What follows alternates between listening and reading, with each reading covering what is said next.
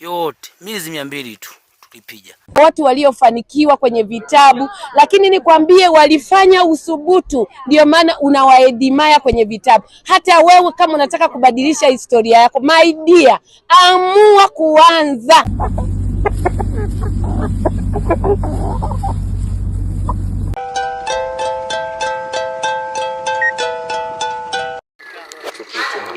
Hapa unakuja na kianzio tu cha shilingi 100,000 tu hapa. Unaanza na kumiliki shamba la ekari 1, kisha unapata hati yako miliki hapa Chalinze hapa. Hivyo safari ni kila Jumamosi kuelekea site, na watu wamekuwa wakija kuchagua mashamba maekari na maekari kwa ajili ya uwekezaji mkubwa wa kilimo na ufugaji wa kisasa.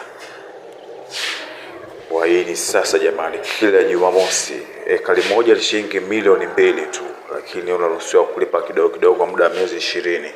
Njoo kuna kianzo cha 1,000,000 umiliki shamba lako la ekari 1.